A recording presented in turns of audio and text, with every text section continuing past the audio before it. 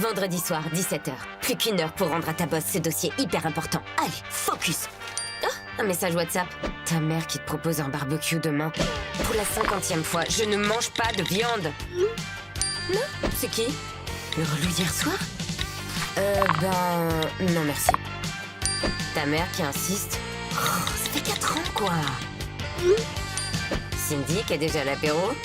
Ça va, meuf, je me dépêche. Mais allez, maintenant c'est le babysitter qui est pas autonome. Non, c'est le verre.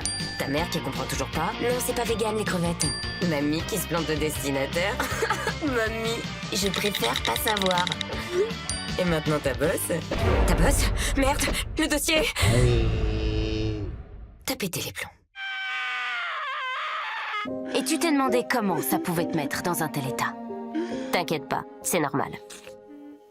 T'es complètement accro car ces applis sont conçues à la base pour sécréter dans ton cerveau la molécule responsable du plaisir, de la motivation et de l'addiction, la dopamine.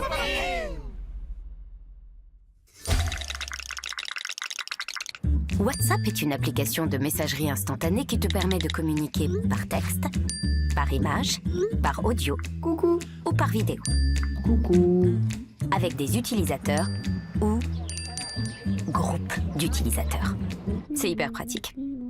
Et contrairement au réseau téléphonique... Cet appel vous sera facturé 1,99 € par minute. WhatsApp, c'est gratuit. Sauf que plus tu utilises l'appli, plus tu transmets au groupe Meta les précieuses données téléphoniques et de géolocalisation liées à ton adresse IP qui jusque-là lui échappait. Ils vont tout faire pour te rendre complètement accro.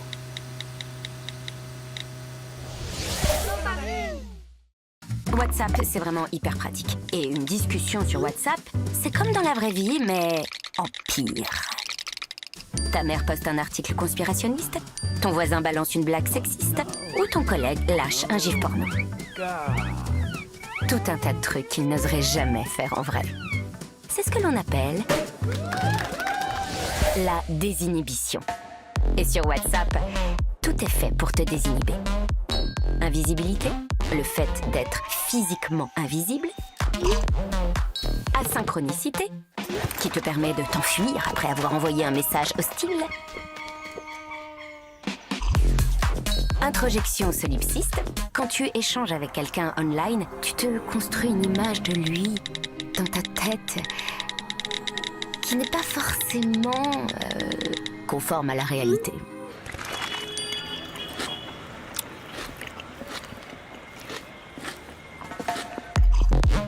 Imagination dissociative.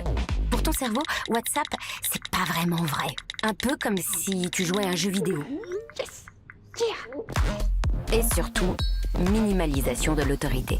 Car sur l'appli, tu ne peux pas voir les signes de statut et de pouvoir.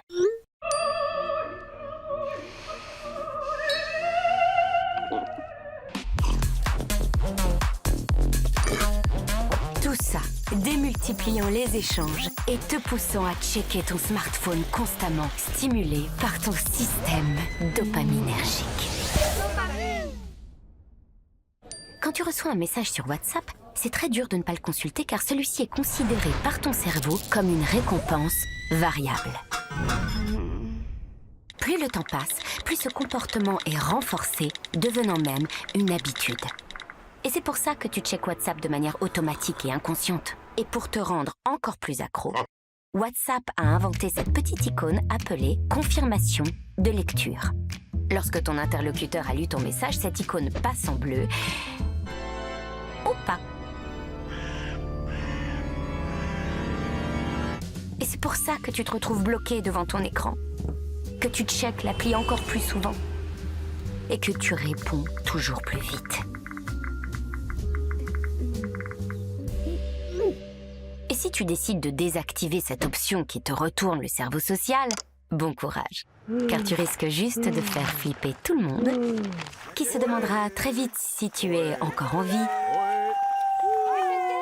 te poussant inconsciemment à répondre pour rassurer ton interlocuteur. Sur WhatsApp, tout est fait pour amplifier tes réactions grâce à la fonction « Partager ».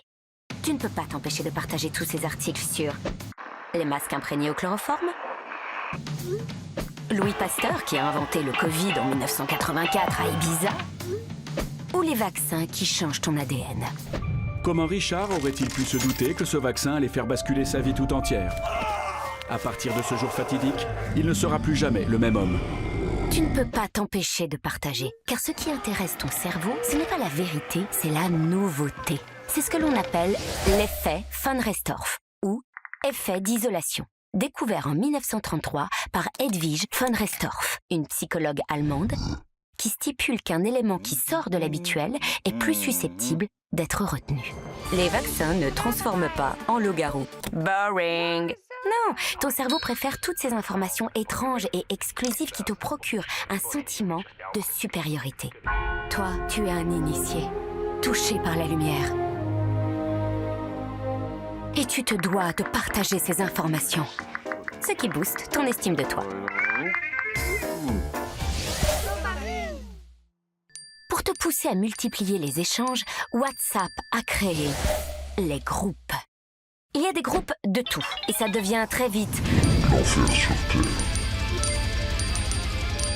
Car tout groupe d'individus suit ce que l'on appelle la loi de polarisation des groupes, décrit par Cass Sunstein, inventeur de la théorie du paternalisme libertarien qui explique que lors d'une discussion dans un groupe isolé et homogène, le point de vue du groupe tend automatiquement à se radicaliser pour atteindre des positions extrêmes.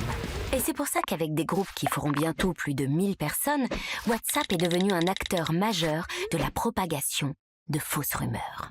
De plus, les fausses informations circulent 6 fois plus vite que les vraies. Et ce n'est pas la faute des bots ou des influenceurs. Ce sont les personnes ordinaires comme toi qui diffusent le plus de fake news.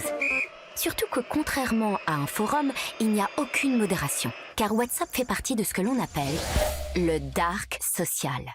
Un concept inventé en 2012 par Alexis Madrigal, un journaliste américain, pour désigner tous les échanges qui sont privés et donc ne sont pas référencés, échappent aux statistiques et permettent de raconter ce que l'on veut sans aucune conséquence.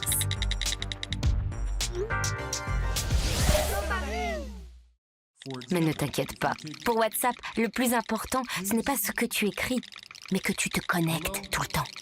Car ce n'est pas le contenu des conversations cryptées qui intéresse Mark Zuckerberg, mais tes données de connexion. WhatsApp partage ainsi depuis 2016 avec Facebook ton numéro de téléphone, quand et combien de temps tu appelles, avec quel modèle de smartphone, ton adresse IP, ton système d'exploitation, les données de ton navigateur web, le niveau de ta batterie, la version de ton programme, ton réseau mobile, ta langue, ton fuseau horaire. Et si tu n'as pas fait attention à tes préférences, certaines données de paiement, tes cookies et ta localisation. Bon, toi tu comprends pas à quoi ça sert toutes ces données, mais si Facebook a acheté WhatsApp 1 milliard de dollars pour te l'offrir gratuitement, tu peux être sûr qu'ils ont une bonne idée derrière la tête. Car si c'est gratuit, c'est toi le produit.